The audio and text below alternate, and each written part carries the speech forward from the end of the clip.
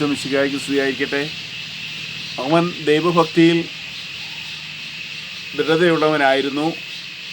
ജനം വഴിതെറ്റിയപ്പോഴും അവൻ ഉറച്ചു നിന്നു.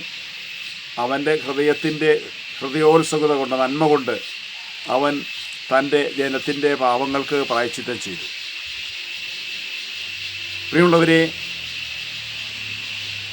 പ്രഭാഷകൻ്റെ പുസ്തകം 45:23 ഈ വചനം വളരെ ഹൃദയസ്പർശിയായ വചനമാണ്. ഏതൊരു ശുശ്രൂഷകനെയും ഏതൊരു ദൈവവേദനയെയും ഹൃദയം ഈ വചനത്തിനോട് ചേർത്ത് വെച്ച് അതിൻ്റെ അഭിഷേകം പ്രാപിക്കാൻ നിരന്തരമായി പരിശ്രമിക്കുകയും പ്രാർത്ഥിക്കുകയും ചെയ്യേണ്ടതാണ്. നമ്മുടെ നാട്ടിലെയൊക്കെ ഒരു രീതി എന്ന് പറഞ്ഞാൽ സത്യമേതമായ ഏത് എന്ന് തിരിച്ചറിയാൻ കഴിയാത്ത വിധം അസത്യത്തിന് ഇന്ന് വളരെയേറെ മാന്യത ലഭിച്ചു പോരുന്ന കാലമാണ്. അപ്പോൾ ഇവിടെ വചനം പറയുന്നത് കേൾക്കണം. ജനം വഴിതെറ്റിയപ്പോഴും അവൻ ദൈവഭക്തിയിൽ ദൃഢതയുണ്ട്, തീക്ഷ്ണതയുണ്ട്, ജ്വലനമുണ്ട്. ഹൃദയത്തിലെ ഈ ഭക്തിയുടെ ഒരു അഭിഷേകം അതിൻ്റെ നന്മ ഭാഗ്യമായ പ്രകടനമല്ലാത്തതുകൊണ്ട്, അതിൻ്റെ കർമ്മോത്സുകത കൊണ്ട് അവൻ എന്നും പിടിച്ചു നിൽക്കുന്ന ഒരു അഭിഷേകത്തിൻ്റെ സമൃദ്ധി അവൻ്റെ ജീവിതത്തിൻ്റെ പൂർണ്ണതയിലേക്ക് നയിക്കുകയാണ്. ശരിക്കും പറഞ്ഞാൽ നമുക്ക് ഈ ഒരു വചനം ഒന്ന് മാംസം ധരിച്ചാൽ, ശരിക്കും നമ്മുടെ ഹൃദയത്തിൽ ഈ ഒരു ഒറ്റ വചനം മാംസം ധരിച്ചാൽ നമുക്ക് പുതിയ വ്യക്തികളായി മാറാൻ കഴിയും, അഭിഷേകമുള്ള വ്യക്തി ആയി മാറാൻ കഴിയും, ശരിക്കും സമർപ്പിതരായി മാറാൻ കഴിയും. ദൈവത്തിൻ്റെ വചനത്തിന് മുമ്പിൽ സമർപ്പിതരായി നമുക്ക് മാറാൻ കഴിയും. ഹൃദയത്തിൻ്റെ തീക്ഷ്ണത കൊണ്ട്, ജ്വലനം കൊണ്ട്. കാരണം ജനം മുഴുവൻ എവിടെയും പാപം ചെയ്യാൻ, ദൈവിക കാര്യങ്ങൾക്കെതിരെ ചിന്തിക്കാൻ, നെഗറ്റീവായ കാര്യങ്ങൾ ചിന്തിക്കാൻ, ലോകത്തിലെ കാര്യങ്ങളോട് ചിന്തിക്കാൻ, അല്ലെങ്കിൽ ദൈവകൃപയിൽ നിന്നും അകന്നുപോയ നിമിഷങ്ങളിലേക്ക് പോകുമ്പോഴും ഇതാ അവൻ ജനം വഴിതെറ്റിപ്പോഴാൻ ഉറച്ചു നിന്നു. അവൻ്റെ ഹൃദയത്തിലെ കർമ്മോത്സുകത കൊണ്ടാണെന്നാണ് വചനം പറയുന്നത്. അത് ഞാനിപ്പോൾ സൂചിപ്പിച്ചതുപോലെ പ്രഭാഷകൻ്റെ പുസ്തകം 45-ാം അധ്യായത്തിൻ്റെ 23-ാം വചനത്തിൻ്റെ അഭിഷേകം നമ്മൾ അവകാശപ്പെട്ട് പ്രാർത്ഥിക്കണം. നമ്മൾ നാട്ടിലൊക്കെ ഇറങ്ങിയാൽ എന്താണ് പറയുന്നത്? നാട് ഓടുമ്പോൾ നടുവേ ഓടണമെന്നല്ലേ എന്ന് പറഞ്ഞാൽ, നടുവേ ഓടിയാൽ എന്താണ് കുഴപ്പം വരുന്നത്? നമുക്ക് ഈ ഒരു അഭിഷേകത്തിൽ നിലനിൽക്കാൻ കഴിയുകയില്ല.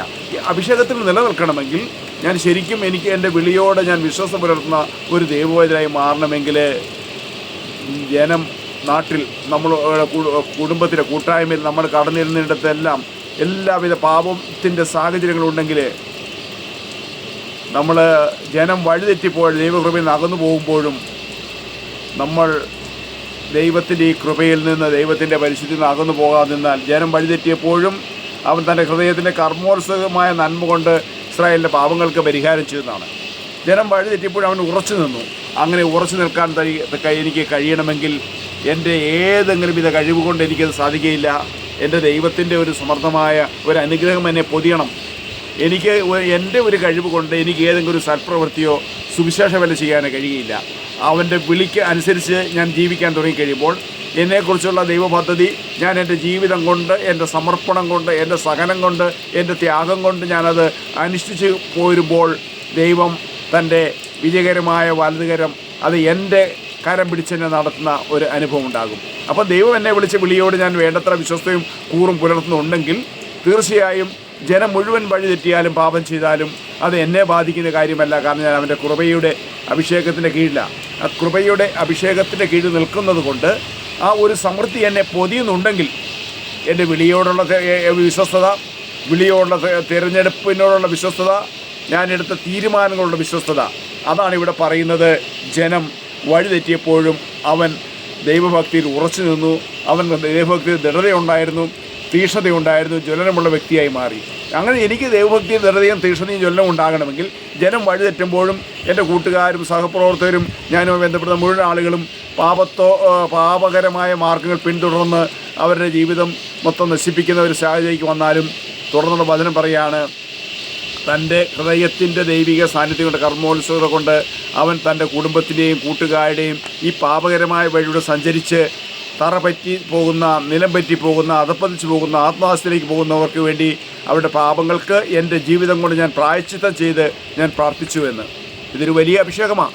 എനിക്ക് മറ്റുള്ളവരുടെ കുറവുകൾ കണ്ടാൽ ഞാൻ അതിങ്ങനെ ഹൈലൈറ്റ് ചെയ്ത് എങ്ങനെ 4 പേര് പറയാമെന്ന് നോക്കുന്ന ഈ കാലത്ത്, അതെങ്ങനെ വേണ്ടത്ര എരിവും പുളിപ്പും തൊങ്ങലും ചേർത്ത് അതെങ്ങനെ മറ്റുള്ളവർക്ക് പ്രചരിപ്പിക്കാമെന്ന് നോക്കുന്ന ഈ കാലഘട്ടത്തിൽ തൻ്റെ ഹൃദയത്തിൻ്റെ കർമ്മോത്സവം കൊണ്ട് മറ്റുള്ളവർക്ക് ഇവിടെ പാപങ്ങൾക്ക് പ്രായശ്ചിത്തം ചെയ്യുന്ന ഇവിടെ വചനം പറയുന്നത്.